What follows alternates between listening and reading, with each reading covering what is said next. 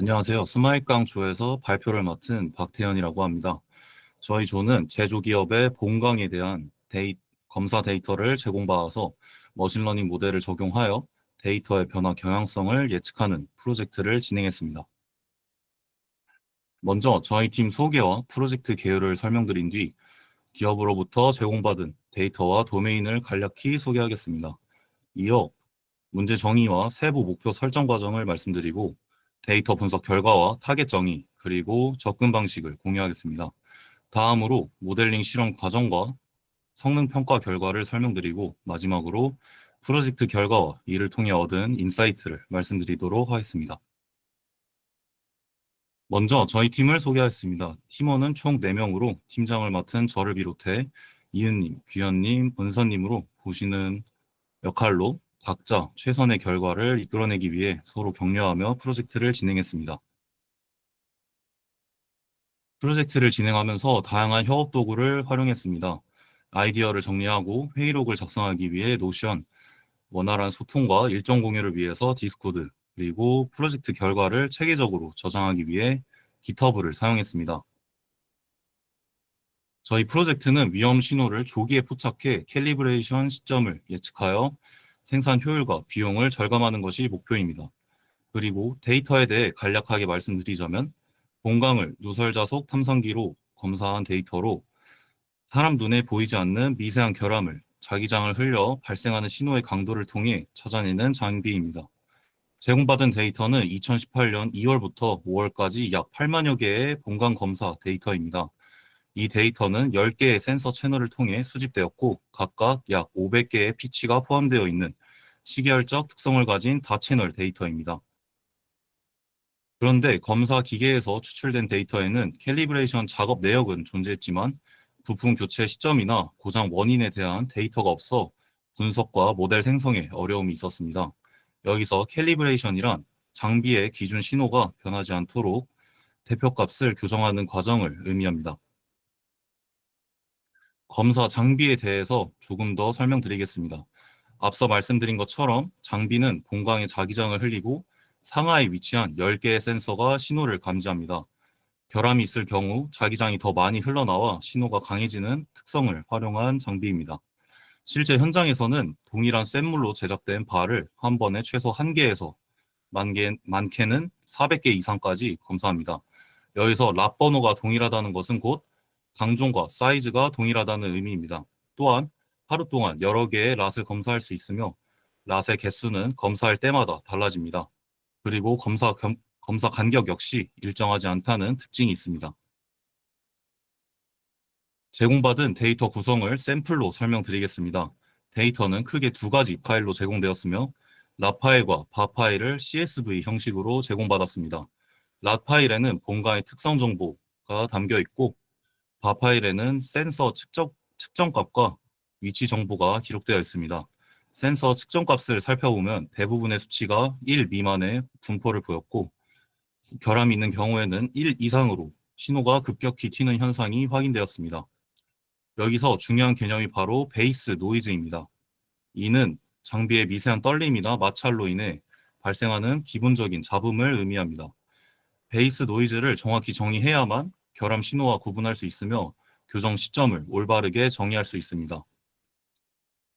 문제 정의 과정을 말씀드리자면 본강을 연속적으로 검사하는 과정에서 세라믹 슈라고 하는 본강을 잡아줄 수 있는 세라믹 소재가 마모되면 센서의 정합성이 떨어지는 문제가 생깁니다. 이러한 문제는 결국 심각한 오탐지로 이어지기 때문에 이 세라믹 슈의 마모 상태를 고려해 적절한 점검과 교정 시점을 파악하는 것이 중요하다는 결론에 도달했습니다.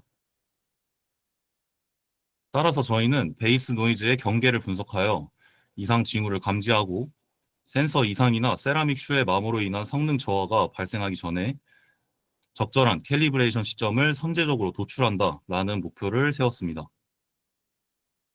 그래서 우선적으로 베이스 노이즈의 대표값을 정의해야 한다고 생각했습니다.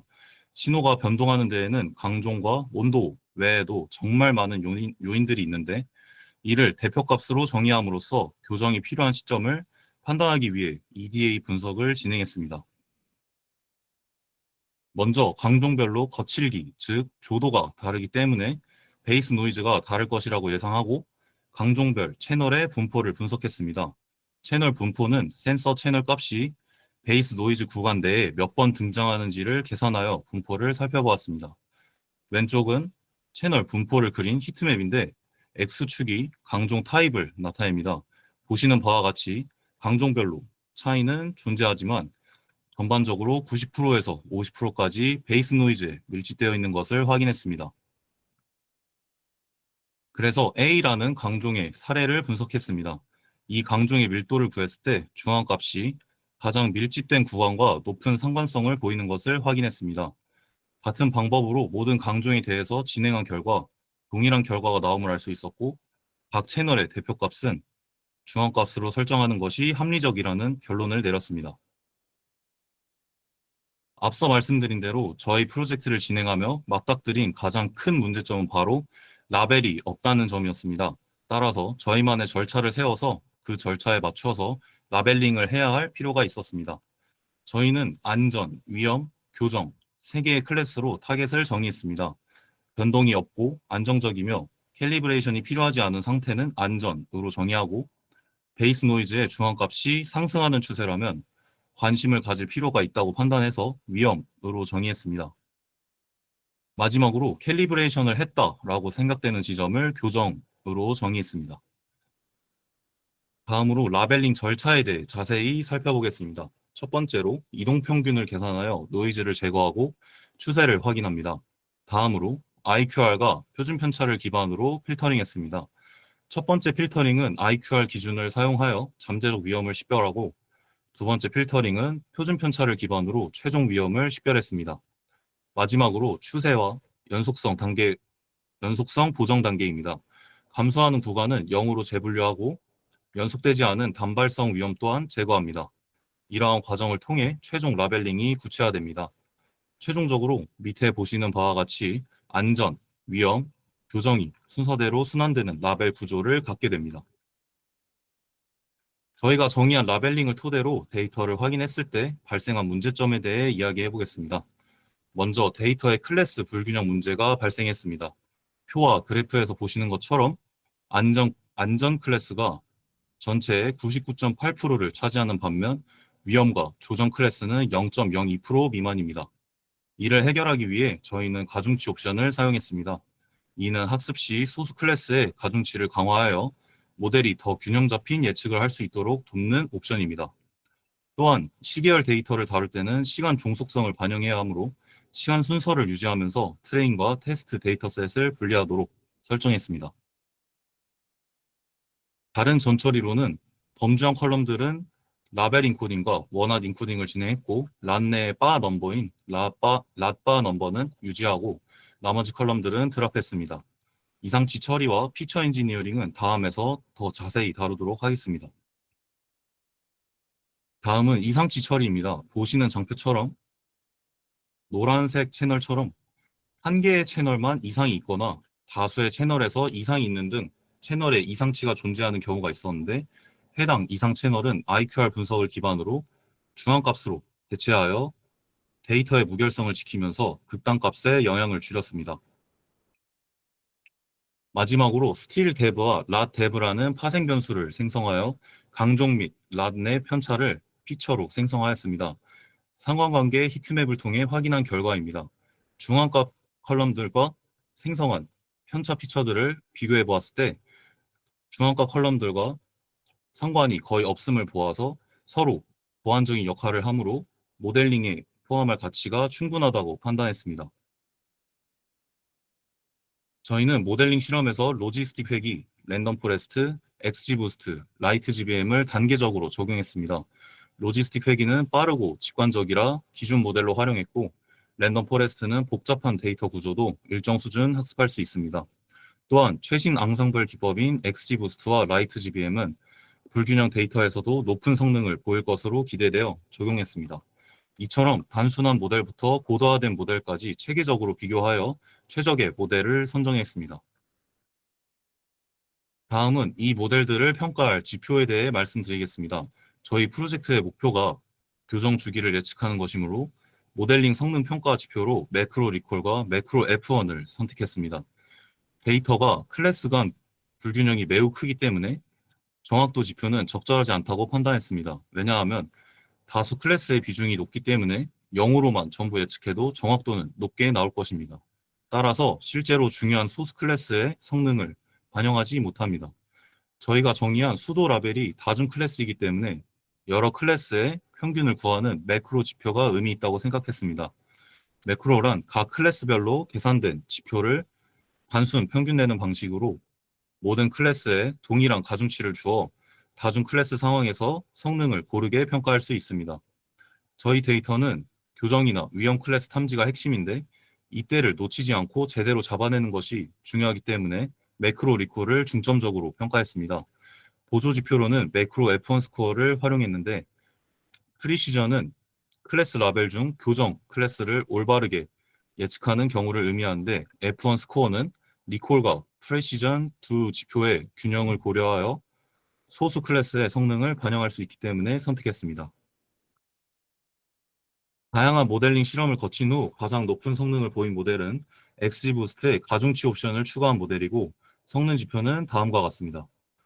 과적화 검증을 위해 계층적 교차 검증을 한 결과 매크로 리콜과 매크로 F1의 평균은 약 0.4로 전반적으로 성능은 낮은 편이지만 오차막대를 보면 0.1 내외로 안정적인 분포를 형성하고 있어 일반화 성능 자체는 안정적이라고 판단할 수 있습니다. 또한 로그러스 그래프와 분류 오류 그래프를 보시면 모두 낮고 안정적으로 수렴하는 것으로 과적합이 경미하며 확률 예측과 최종 분류 결과 모두 실무 적용에 충분히 신뢰할 수 있는 수준으로 판단됩니다. 다음으로 저희가 분석한 데이터와 모델을 비즈니스에 어떻게 적용할 수 있을지 그 가치와 한계점은 무엇일지에 대해 고민하며 얻은 인사이트를 말씀드리겠습니다. 먼저 현업에 어떻게 적용할 수 있을지 고민해 보았을 때 먼저 실시간으로 센서 신호가 들어오면 저희 모델로 분류가 된 뒤 위험 신호를 알려줍니다. 다음으로 작업자에게 교정이 필요하거나 위험이 감지되었다는 메시지가 제공되면 작업자가 교정을 할 수 있게 됩니다. 최종적으로 해당 작업의 로그를 기록해 성능을 개선시키는 방향으로 현업에 적용할 수 있을 것으로 기대가 됩니다. 비즈니스 활용 가치에 대해서 말씀드리겠습니다. 이전에는 랏 검사 전후에만 캘리브레이션을 수행했고 검사 중엔 확인이 불가했으며 고장이 발생한 후에 센서를 교체한 반면 예측 모델을 적용함으로써 신호 변화를 조기에 감지하고 선제 대응이 가능할 수 있게 되었고 데이터에 기반한 의사결정으로 일관성을 확보할 수 있게 될 것입니다. 다음으로 저희 모델의 한계점으로 실시간성을 제공하지는 못했고 즉각적인 공정 제어에는 한계가 있습니다. 또한 라벨을 직접 정의했기 때문에 성능 향상에 제약이 존재하며 데이터의 규모와 다양성이 부족해 소스 클래스 학습이 힘들다는 한계점들이 있습니다. 마지막으로 팀 내 회고 내용을 말씀드리겠습니다. 가장 큰 문제였던 라벨링 정의 작업을 통해 데이터 신뢰성 확보가 필수적이었고 단순 정확도를 지향하며 매크로 지표 중심의 평가를 함으로써 데이터 처리 능력을 키울 수 있었고 협업 경험을 하고 후속 연구 방향을 고민해 봄으로써 모두가 한 단계 성장할 수 있는 시간이 되었습니다. 이상으로 발표 마치도록 하겠습니다. 감사합니다.